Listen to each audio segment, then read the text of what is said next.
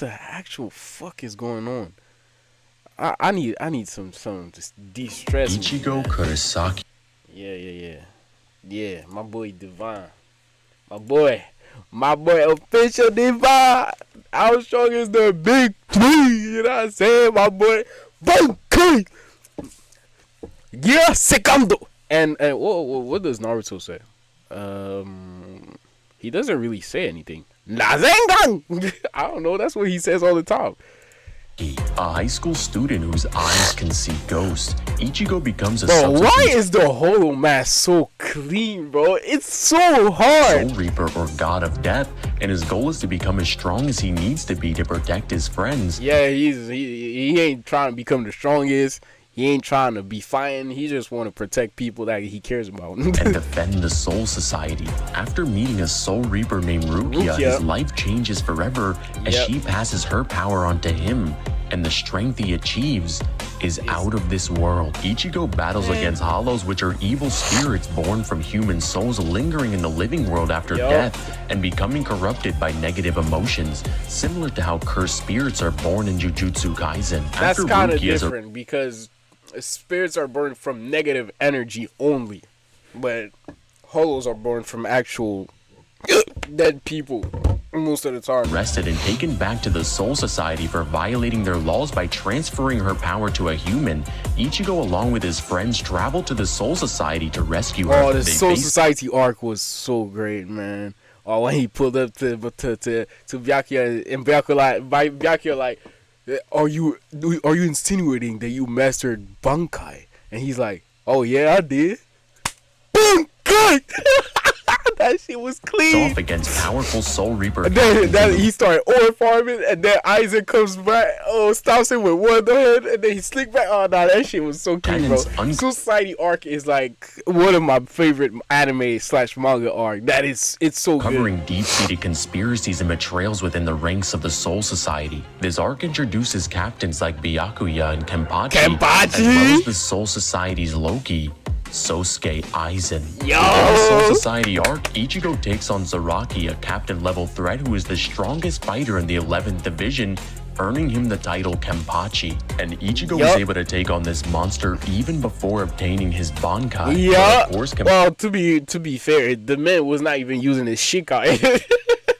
Zaraki's a monster, bro. Kenpachi is holding back the amount of strength he possesses in the living world due to the entire world itself not being able to handle his spiritual pressure alone. Spiritual pressure is a measure of one's spiritual power which can vary among individuals based on their innate abilities, training, and level of spiritual awareness, or the equivalent of Ki and Dragon. It's mostly talent and how much you have, how much spiritual energy you have, which is why everybody's always shocked by Ichigo because he has a mad spiritual energy. But I don't like saying spiritual energy. He has mad Reiatsu, you know what I'm saying? And it's mostly a talent, and you're mostly born with it. You can refine it and make it stronger, but you cannot increase the amount of Reiatsu you have. From what I remember. Or chakra in Naruto. After connecting because that's the same with the Zanpakuto spirit and training with Yoruichi, Ichigo was able to unlock a spiritual weapon from his soul-made manifest that will write his name in the history books of the Soul Society forever. His Bankai, with Ichigo being so strong that he can block an Amp Sokyoku, which is a Soul Reaper execution device that was stated to be... My man staying, he like, bam! He's like, man, this shit ain't nothing to me. This shit light work. To not only destroy the Serite, but the entire Soul Society itself. With the Soul Society having its own day and night cycles, as well as in Dozen's backstory, we see 162 stars in the sky. Yes, I counted all of them. And Wait, what? You are bugging, Divine. You really did all this? That is stated to be infinite in size, and I'll link a video explaining why it's literally infinite and not just vastly great in the description, with this realm being contentious as it's emphasized by its function as a prison facility overseen by the Soul Society's governing bodies, such as the Central 46 and the Gotai 13. However, this realm is stated to be cut off from the outside world, but the way that I see it... Which realm is he talking about? Mugen is located within inside the Soul Society dimension, but it is isolated and difficult to access from within regular areas of the Soul Society. So while it is part of the overall dimension of the Soul Society, it is effectively cut off and inaccessible to most beings within that dimension. Think of it like a secure facility deep within a country's borders. It is still part of the country's territory, but it is isolated and heavily guarded, making I totally forgot what he was talking about. What is he talking about? Challenging for regular citizens to access it. This is even backed up by the statement that Kenpachi was granted permission from the Captain Commander to access the realm. This implies that Mugen is indeed part of the Soul Society, but is isolated and tightly controlled, requiring specific authorization for entry. However, you're free to interpret. I'm so lost, bro. He lost me. He really did lose me, bro. I don't even know what he's talking about. This anyway you like, and Ichigo can block power that can wipe all of this away. Ichigo awakens his hollow powers during his training with the Vizard, a group of Shinigami who possess hollow powers. Well, it was already awakened, and he awakened it when he fought Byakuya, but he mastered it with the Vizard. During his training, Ichigo battles his Oh, no, yo. Grimjaw is literally my favorite Espada. Grimjaw is my favorite Espada. The man, yo, he challenged authority. He challenged those who were higher him just to run the fade with Ichigo. Grimjaw Jagajak. Nah, I love this guy. Hollow, eventually gaining the ability to use his hollow powers in a controlled manner by using a hollow mask. For only 11 seconds, but with the hollow mask significantly boosting all of his combat abilities. Uh-oh. What is happening? What is happening, bro? After gaining his Shikai, Ichigo would be faster than the Nagashion, that is stated to be a beam of light, and later takes on members of the Espada, which are hollows who gain soul. The only Espada to have mastered the Jutsu. Yeah, but I gotta give it to Grimjaw. Grimjaw is my favorite by far. Nah, I love that guy, bro. He's really a good character. Like powers through the process of holification and evolution. Ichigo. I just don't remember. Is it because, I think it was Kusase Pantera, and what was the one for Ukiora? It was some like I don't remember.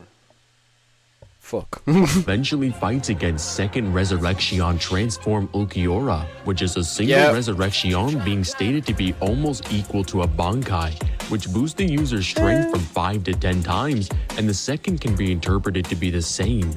After Ichigo is seemingly killed by Ulquiorra, he hears the cries of Orde. Get up. What will you do, Ichigo? Get up. Then make a promise. I promise. I will protect you! Whoa. Divine, what is you doing? Divine, what is you doing? Divine is tripping, bro. Why are you doing this? This is clean. Power crawling to get out has finally reached the surface. Vasta Lorde Ichigo. With this, he's able to completely overwhelm Ulquiorra with power 100 times stronger and faster than before. All of the Espada must release under the canopy of Los Noches due to them being able to destroy all of it. With this realm also having its own day and night cycles, but that's when Ichigo takes on Aizen himself, whose plan is to gain the Hogyoku, a powerful artifact capable of granting the desires of his wielder. Aizen seeks to use the Hogyoku to transcend the limitations of Soul Reapers and achieve godlike strength, becoming the ruler of it all. After manipulating the entire Soul Society, he gains the Hogyoku from Rukia's soul and launches an invasion on the human. What? It was something like, it was some Murcielago. I totally forget. Human world. The fuck is this sound?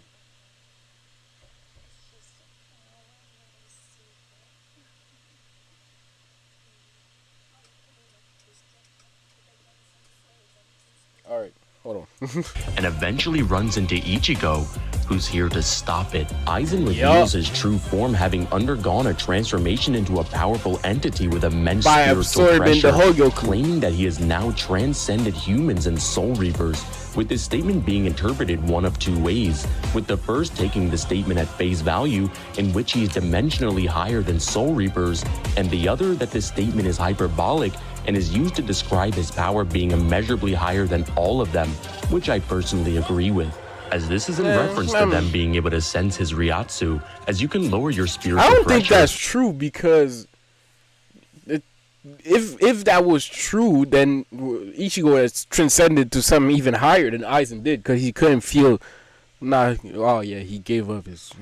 However, it has not been shown that one can lower their dimensional existence, which is why I conclude that Aizen's statement is equivalent to the statement that Frieza's third form has a power from another dimension, which would be hyperbolic and used to describe Frieza's strength being immeasurably higher than his previous two forms, which is how I interpret Aizen's claim. This is supported even more as Ichigo, after training for 3 months, taps into a power that takes all of his Ryatsu at once, and in order to defeat Aizen, puts his Soul Reaper powers on the line, transforming into the final one, Mugetsu Ichigo.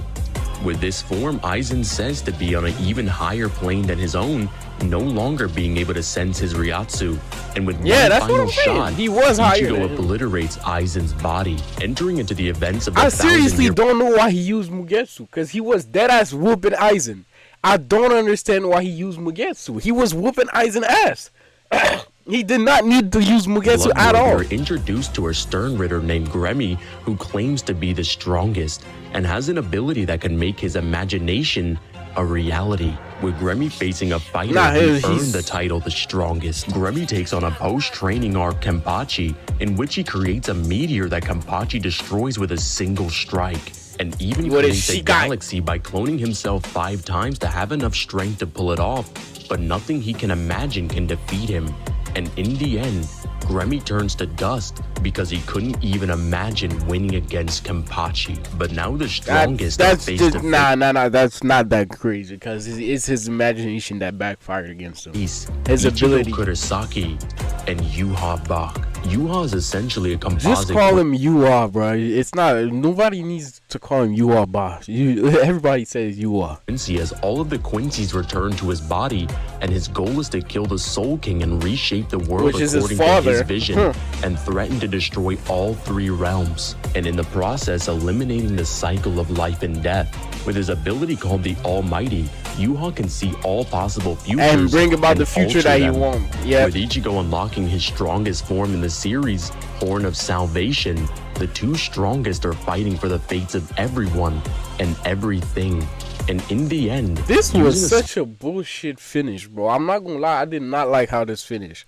I feel like they rushed the ending of the fight against Yuha by making you use a special arrow. Like, I feel like it was rushed. I didn't like the ending. Arrowhead made from the steel silver, a substance that is vital and can negate Yuha's abilities. This arrowhead, crafted from the silver formed from a Quincy's heart upon their death, temporarily nullifies the Almighty, and this leaves Yuha wide open. Using the full might of his dual-bladed Zanpakuto, Ichigo's attack combines his Shinigami Hollow and Quincy powers, resulting in a devastating Tensho, putting an end to his reign. Overall, Ichigo would scale to Universal Plus with massively faster than light speed. In the end, Ichigo has come a long way from being a high school kid that can see ghosts, and now has strength to defeat characters that can change the future. But there's no future that exists where he's not the strongest, because this Shinigami strength is so great that the only way you can see it is when you die. And I don't think so. Over when he wouldn't have been Yuha without the fucking help of you hear the words. Kai! Naruto Uzumaki. Let's go. He wished to become the Hokage and become the greatest ninja in history. He did, and he did do it. A vessel is required, and this curse became a blessing, as his strength is now ridiculous. Naruto gets his wish granted years later. I always wondered this. If Naruto hadn't gotten Kurama sealed within him, would he still have gone through that same path? I feel like he wouldn't have, because like the main motivation behind him becoming the Hokage is being accepted by others. You know what I'm saying? So I feel like if Naruto hadn't gone Kurama, he would have walked a totally different path. We still have ended up in the same position? Maybe, I don't know.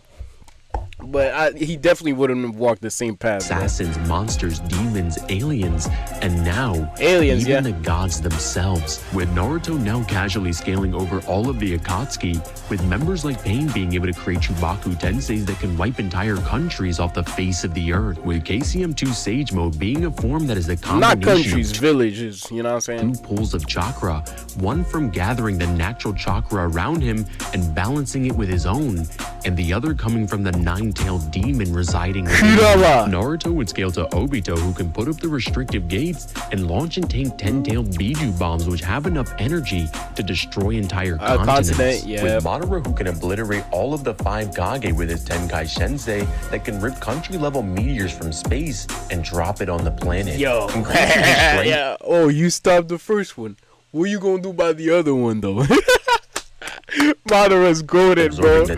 What you gonna do by the other one, though? Planetary levels of power with the deep forest emergence, with relativistic speeds flying up to cast the infinite Tsukiyomi, as the Ten Tails is a fragment of the divine tree that gave birth to heaven and earth, with the gracious deity gates being dropped on an even weaker Madara, with the gates themselves being comparable to the Ten Tails that Madara casually flexes off his body. Kaguya, a god whose origins lie beyond the realm of earth, as she belongs to the Otsutsuki clan, a race of alien beings who travel across planets, consuming the chakra of powerful life forms. Kaguya arrives on Earth a millennia ago and encountered the God Tree, a parasitic entity that feeds on life energy itself. By consuming the God Tree's fruit, Kaguya becomes the first wielder of chakra, a potent energy source that would revolutionize the world. This newfound power elevated Kaguya to a godlike status, as she possesses mastery over all 5 basic chakra natures.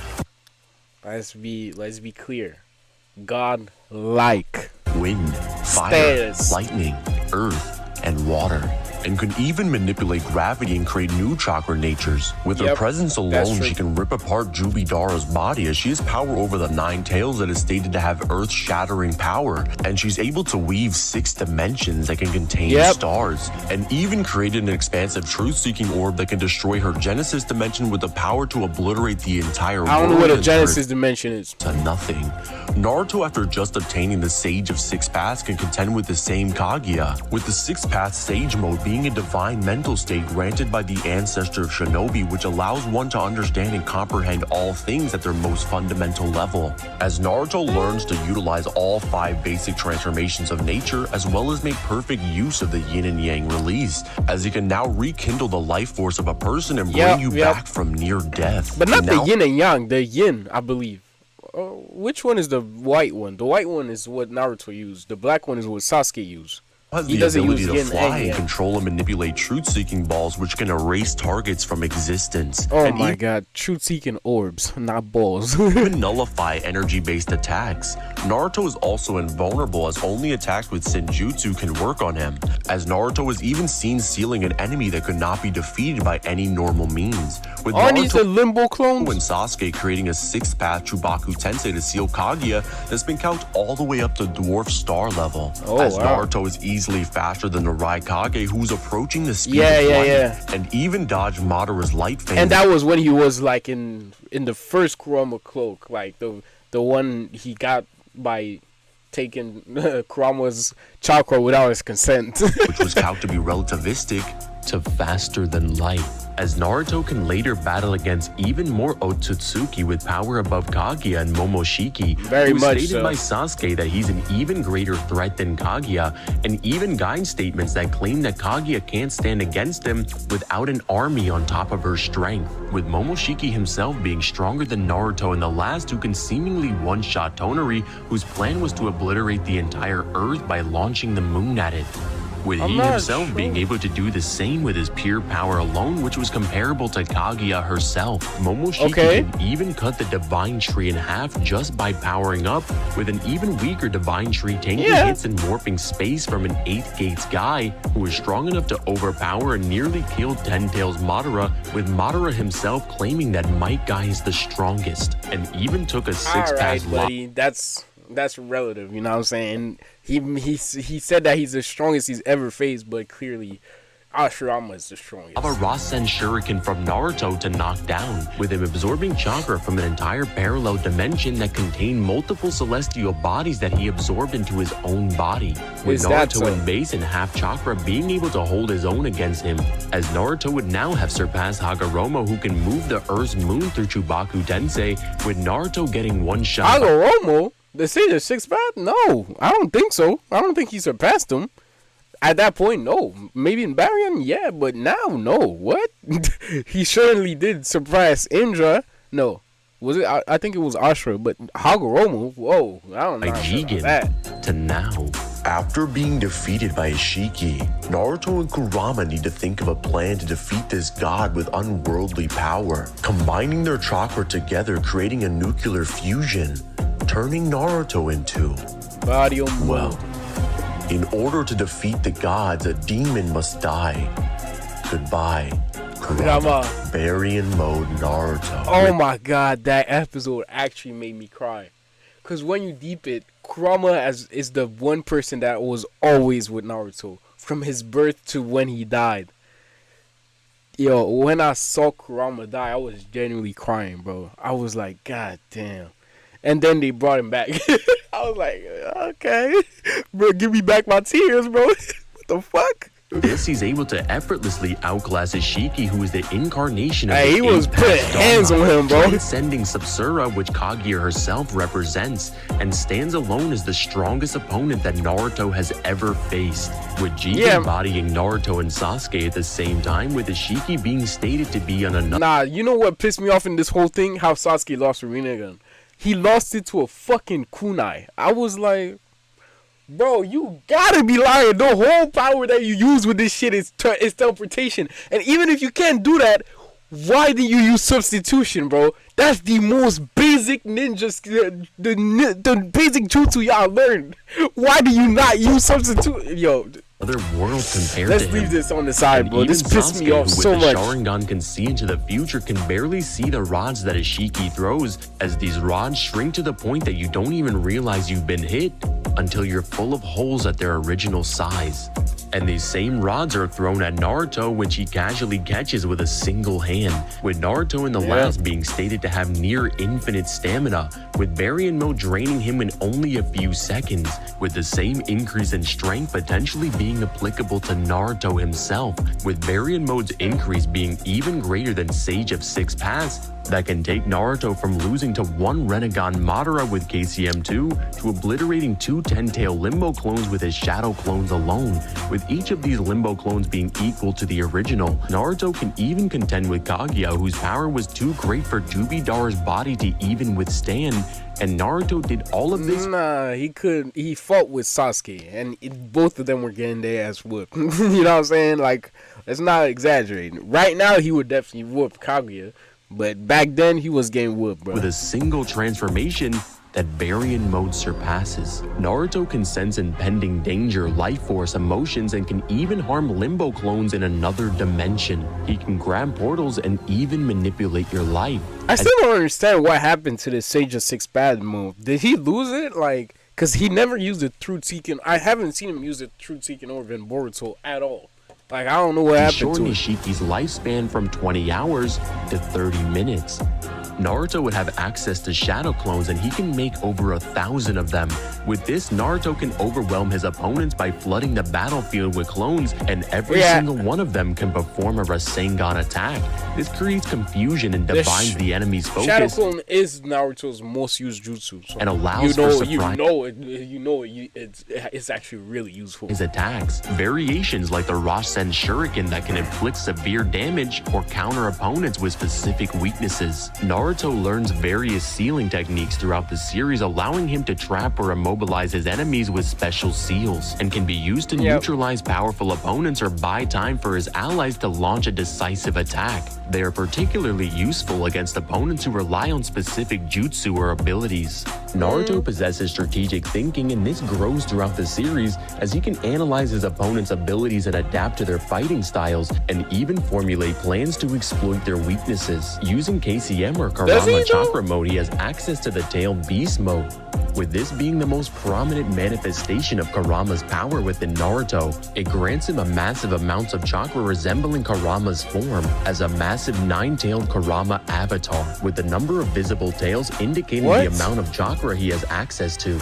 As Naruto's physical attributes and jutsu see a drastic rise, as he can cause widespread destruction and overpower powerful enemies, and it even heightens his senses, allowing him to better perceive his surroundings and react to threats. Having access to the Tailed Beast Rasengan, this powerful jutsu combines Naruto's signature Rasengan with Kurama's chakra, creating a devastating spear of concentrated energy. Variations like the Tailed Beast Rasen Shuriken grant him even greater offensive power, and when working with other Jinchuriki, Naruto can combine their chakra to create a powerful collaboration jutsu, with these techniques being incredibly destructive and require a high degree of coordination between the Jinchuriki, and all of this power resides within his body. Overall, Naruto would scale from multi-planetary to star level, with faster than light plus speed. In the end, this kid has come a long way from being rejected by his whole village, and now after becoming what he's dreamed of his whole life, can battle against gods with the power of the sun. It truly is unbelievable how far he's climbed. Can he really defeat gods? You better believe it. Monkey The man got sealed. Let's chill. His son got to do the defeating now. D. Luffy, a pirate on a journey to become the Pirate King and ultimately find the One Piece. Luffy and his crew travel the seas in hopes it's not even about the One Piece no more, man. But Dane battling against many forces to see himself at his peak. Luffy's strength seems to increase by the second, as Luffy can battle crime lords, false gods, and even the unkillable creature Kaido. Even before the time skip. Should I get back on One Piece? I stopped during Oden backstory because I was getting annoyed. I was dead ass getting annoyed, bro. The Oden backstory took way too much time, like in the anime. So that's when I dropped it. And I was like, I'm gonna let it accumulate.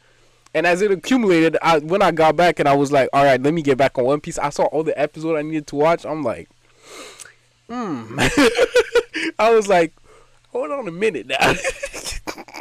I'm not sure I want to keep doing this. I had to catch up from episode 1 to episode 1,000 and something, right? And then when I caught up, I was like, you know what? I'm gonna let the episode accumulate because this Oden backstory is getting too long. So I let it, you know, accumulate. The water started filling the cup, and when I came back, the water it overwhelmed the cup. Bro. The cup was broken. I was like, I looked at this and I'm like, nah, bro, I'm not doing this again. Luffy's strength was ridiculous. At this point, Luffy would be stronger than Gecko Moria, who can erase entire cities in a single shot. Of course. And after the time skip, Luffy is powerful enough to defeat his entire crew from 2 years ago, including himself. With Luffy going on to learn the spiritual just with Haki, that's a massive boost. Technique known as Haki, which gives him the ability to hit intangible things, as well as precognition, or the ability of foresight. And this is just Fishman Island Luffy, who hasn't even shown a fraction of his true strength. In the Dressrosa arc, Luffy is faced with... But during Fishman, he's not using precognition. Whoa. That's during the fight with Karakuri. Like, you know what I'm saying? We're not talking about the same thing now. Jiao, a fighter that can erase continents from the map, but it's still not enough, as Luffy doesn't even feel it. However, once Luffy faces Doflamingo, Don Quixote, Don Flamingo. Yeah, this man was clean, bro. As Dofi easily dismantles Luffy's second and third gears, with Luffy's second gear alone being calculated to be a 10 times increase to Luffy's base strength. But now it's time for his trump card, as Luffy shows us what he can really do. Accessing another gear. Gear Futh! Bounderman! Bounce Man Luffy, Alright, Gear 4. With this, Luffy Snake completely Man. thrashes Doflamingo, and after Luffy overpowers their clash, half of Dressrosa has been torn apart, sending the heavenly demon back to hell. The sun is rising. In Whole Cake Island, Luffy faces Katakuri, the first commander for Emperor of the Sea. I said Katakuri. I don't know why I said that. Big warrior with the ability to see into the future and with a win-loss ratio of 99 wins to 0. With Katakuri being able to overpower Luffy's Gear 4, but he keeps on getting stronger. As Luffy's Haki evolves, he learns the future sight technique in a matter of hours to the point where Katakuri acknowledges that Luffy is just as strong as him. And he said this to a base form Luffy, meaning Luffy within only a couple of hours got 30 times stronger or enough to match his previous Gear 4. And Luffy can stack Gear 4 on top of this, making him 60 times stronger than his initial base state. Pretty crazy. Luffy got himself a boost even greater than Super Saiyan. And with Luffy's Snake Man, he's able to completely blitz Katakuri. What is the Super Saiyan boost? I don't know. It's been a while since we last used Super Saiyan, you know what I'm saying? But it's not over, as his Haki evolves as well. And after 12 consecutive hours of constant fighting, only one warrior arises, almost like the sun. But with the sun, there's only... I see what he's doing. He keeps talking about the sun rising and Nika is the goddess sun. Yeah. Eclipse. With Luffy the sun god, I said god is sun god. The unkillable creature Kaido. All hope seems to be lost as Luffy's Gear 4 strength is rendered completely useless against Kaido. Kaido sees that even while Luffy is unconscious, he still admits Conqueror's Haki and decides to let him live. What's the worst that can happen? That was so stupid, bro. I'm not gonna lie. Bite him, right? After 2 weeks of preparation for the... I'm not gonna lie, it's always the same thing. Luffy gets his ass whooped. Then for some way, somehow he managed to escape, and then he comes back and whooped his ass. This man, he's just spin the block. If I was Kaido, instead of putting this man in prison, I would have killed him right there, right then. That's stupid. Kaido, dumbass, bro. Raid on Kaido's castle, Onigashima. On the night of the raid, an army of 5,400 fighters, including the Straw Hats, are here to make Kaido's title a myth. After all hell breaks loose, Zoro, Kid, Law Killer, and Luffy make it to the rooftop, but they were far too late. As Luffy looks around and sees all of his dying comrades on the floor, he decides that he's done. Luffy remembers all of the pain and suffering that he's seen with his own 2 eyes and walks past 2 Emperors of the Seas as if they weren't even there. And now it's time to show these This man is clean as fuck. gods the fruits of their training. As Luffy launches himself into the air, he puts all of that pain and suffering into his fist, and he's going to give it right back, punching Kaido's face into the dirt with a full power red rock. Once again, only using his base form, Luffy outperforms his previous Gear 4 strength, with the weakest generation pushing the 2 Emperors of the Seas to transform. However, Kaido's final transformation seems Big to Mom be the end for this group's luck. In order to preserve Luffy's strength, Zoro steps up and defends his Zoro is a G, bro. He's a G. No fruit, none of that shit. Oh yeah, but Mihawk and Shanks too. Alright. Was rewarded generously as he's able to awaken a brand new technique that is able to overpower the... Not really. He used this in the Enies Lobby arc. You know what I'm saying? The 3-headed Ashura thing. I thought I was lost, but it certainly came back during the creature. And this once arc. Luffy is ready to fight, he's figured out Kaido's little secret. You can infuse yourself with the color of the Supreme King too, right? Luffy is able to figure out how to imbue his attacks with Conqueror's Haki, meaning Luffy has surpassed his 4th gear for the 3rd time, as Luffy performs even better against Hybrid Kaido. But Kaido decides to celebrate a little early as he gets drunk and gets stronger. After shrugging off Luffy's attacks yet again, Luffy has just enough stamina to access his 4th gear for the last time. But this battle is over. After seemingly being killed by Kaido, and everyone believing that he's finished, Luffy's fruit begins to awaken as his heart beats again. His hair turns white as he begins to smile, tapping into something. Well, rising from the grave is the sun god with Luffy at its peak. The Joy Boy has returned. Gear 5 Luffy. Reaching the awakening stage, this is where the Paramecia type Gum Gum fruit is actually revealed to be the Zoan type human fruit, model Nika. With this, he's able to accomplish anything he can imagine, slamming Kaido into the ground and using his body as a jump rope. This fight was straight out of an episode of Tom and Jerry, as when he gets hit, he takes the shape of the club, spins around, and punches straight through Kaido's head. But it's not just Luffy that's being affected, as it seems the entire world is under Luffy's will.